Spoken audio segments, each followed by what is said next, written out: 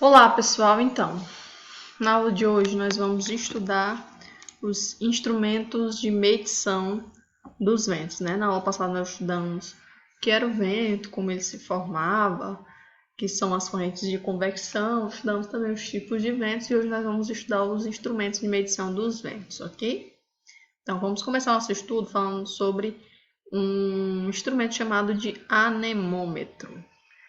Então, o anemômetro ele é utilizado para monitorização meteorológica, certo?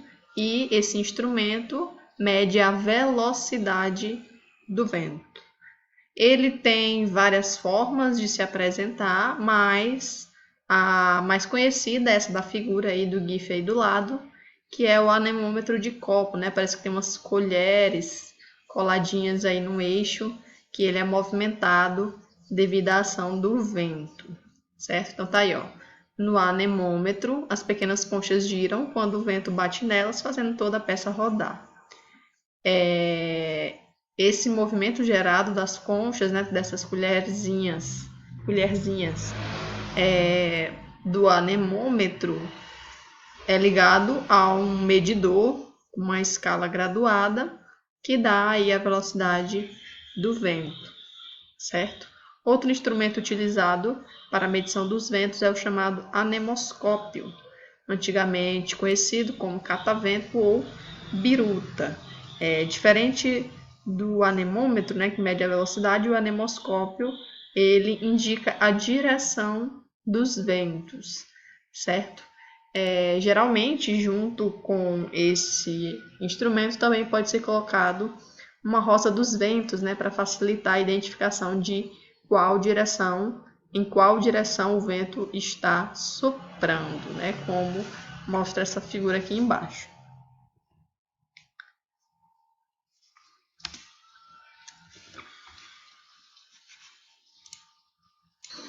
Olá pessoal, continuando aqui a nossa unidade 2 do livro de vocês, certo? Nas aulas passadas nós estudamos os ventos, como eles se formam a partir das correntes de convecção e os tipos de ventos.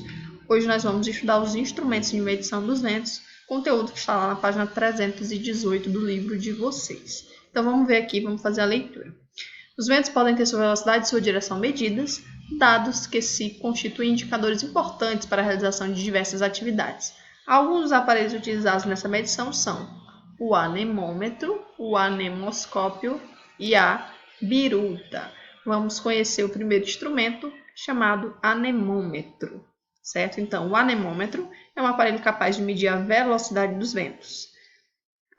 É formado por hastes cruzadas que apresentam em suas extremidades estruturas semelhantes a cuias, posicionadas uma de costas para a outra.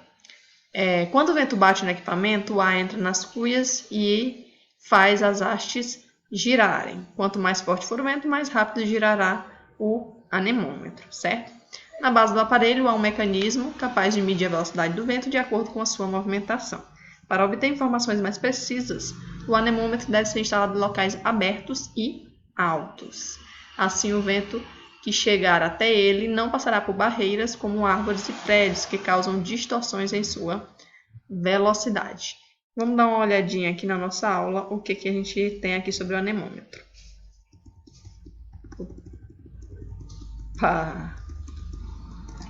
Então temos aqui, ó, o anemômetro, portanto, né, ele mede a velocidade do vento.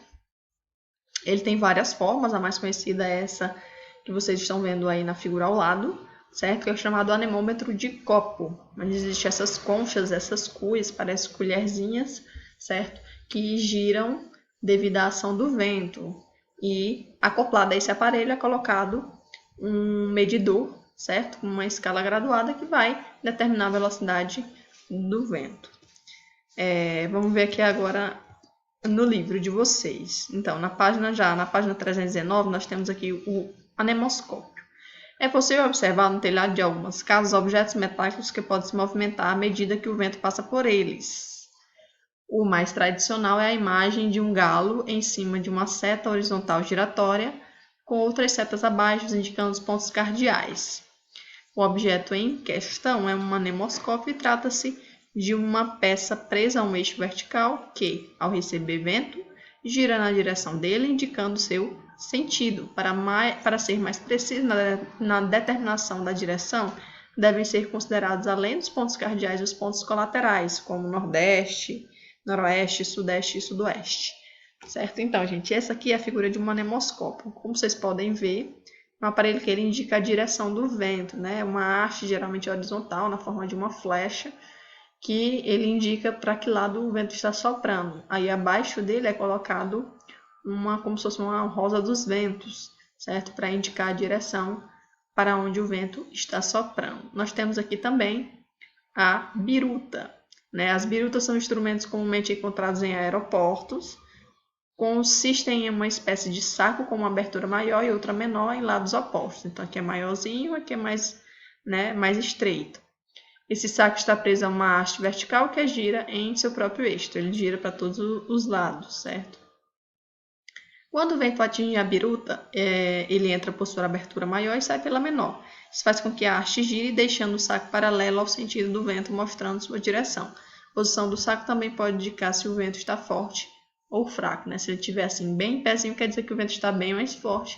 Se estiver mais murchinho, indica que o vento está soprando mais fraco, certo? Então, como vocês podem ver, o anemoscópio e a biruta têm basicamente a mesma função, determinar a direção do vento, só que eles são estruturas diferentes. Alguns consideram que o anemoscópio nada mais é do que a mesma coisa que a biruta, né? Vamos dar uma olhadinha aqui na nossa aula. Então, ó, tá aqui. Esse aqui é o anemoscópio, certo? Observe que nesse caso, além do anemoscópio, que é essa barra maior, junto com a barra da rosa dos ventos, né?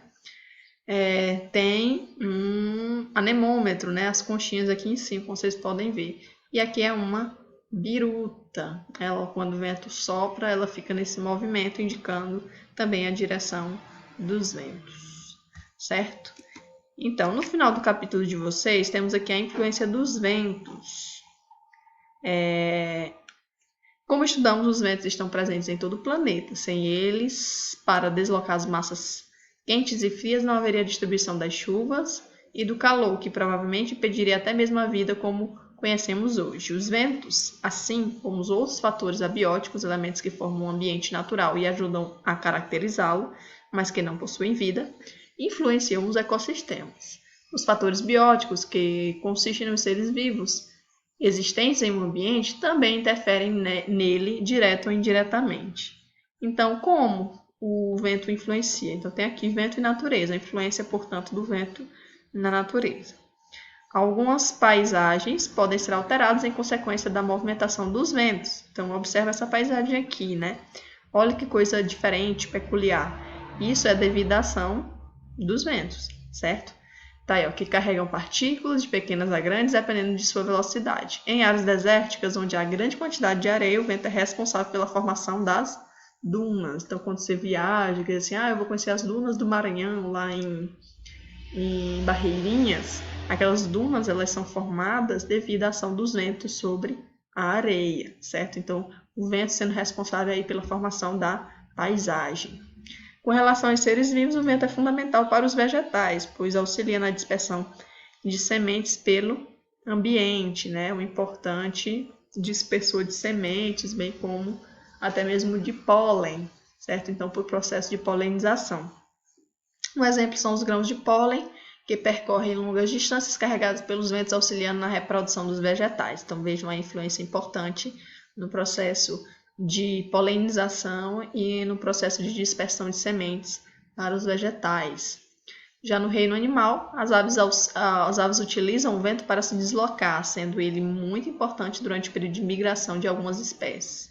Então, é importante para as espécies de animais, portanto, que voam, certo? Não apenas aves, mas também morcegos, que embora não façam migração, mas também utilizam as correntes de vento para se movimentarem, ok? Então, nós temos aqui vento e seres humanos. Então, em que atividades humanas, né, nós utilizamos o vento? Você pode perceber vários exemplos. Um deles é o que está aqui abaixo, né, que é uma usina eólica. Então, o vento sendo utilizado pelo homem para o fornecimento de energia elétrica, certo? Aí você pode também pensar em atividades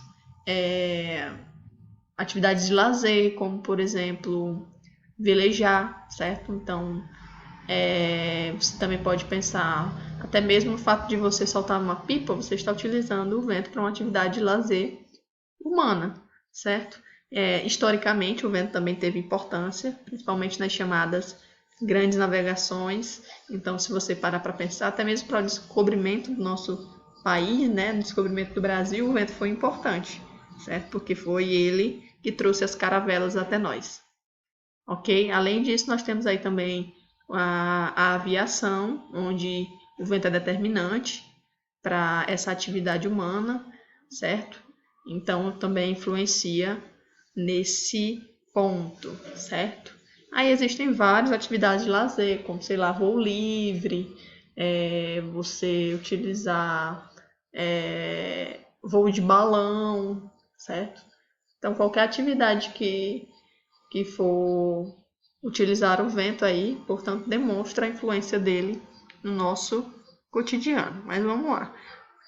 A cada dia, os seres humanos identificam novas formas de utilizar o vento em seu benefício. Há milhares de anos, descobriu-se que, se fossem instalados tecidos ou outros materiais que captassem a movimentação do vento em suas embarcações, os seres humanos poderiam se deslocar sem contar apenas com as correntes marítimas ou com os remos. Isso permitiu o alcance de distâncias maiores em menor tempo, como ocorreu com os portugueses e espanhóis que velejaram com suas caravelas pelo oceano, encontrando um continente antes desconhecido por eles, posteriormente denominado de América, onde está localizado o Brasil. Para a aviação, os ventos também são importantes, pois influem diretamente no trajeto realizado pelos aviões. Até no pouso e na decolagem é necessário analisar o sentido do vento para que os procedimentos sejam realizados com mais eficiência e segurança, certo? Então, nós finalizamos aqui, portanto, gente, a unidade 2 e fica a atividade inteira do capítulo. Eu já tinha mandado na aula passada vocês responderem algumas questões, então agora você tem que responder todas as atividades da unidade 2 e me enviar lá pelo WhatsApp, tá bom? A aula de hoje é somente isso, finalizar a unidade 2. Então, cheiro no oi, até a próxima aula.